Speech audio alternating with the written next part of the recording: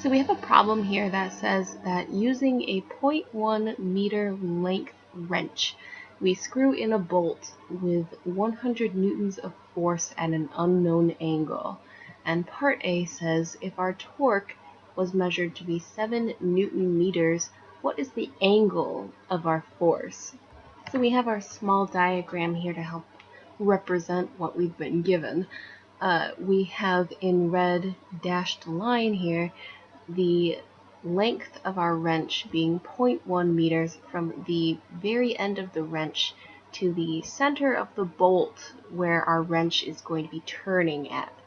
And we have a vector representing the force that we're applying to this wrench, and what we want to find is the angle that we have applied this force at relative to the length of our wrench, the distance from the end of the wrench to the point where our wrench is going to be spinning at.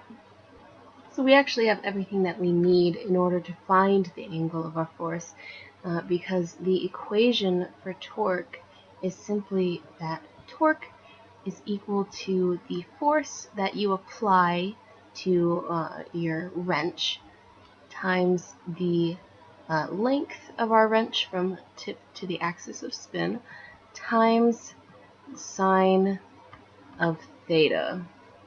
And that's sine of theta because if we bring our angle, whatever it is, all the way down to 0 degrees or completely parallel with the length of our wrench, then the torque that we'll have will be 0 because applying a force straight along this distance will not create any torque.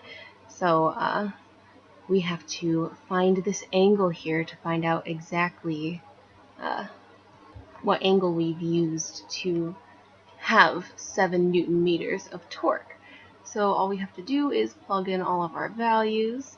We have 7 Newton meters for torque equal to our force of 100 newtons times our wrench length of 0.1 meters and then times sine theta. So we just divide by 10 on both sides because 100 times 0.1 is 10, and then we will have 0.7 is equal to sine theta, and then to solve for theta we take the inverse sine on both sides, and we just plug this into our calculator, and we get that our angle theta that we've applied our force at is 44.4 degrees. And with that, we have finished part A.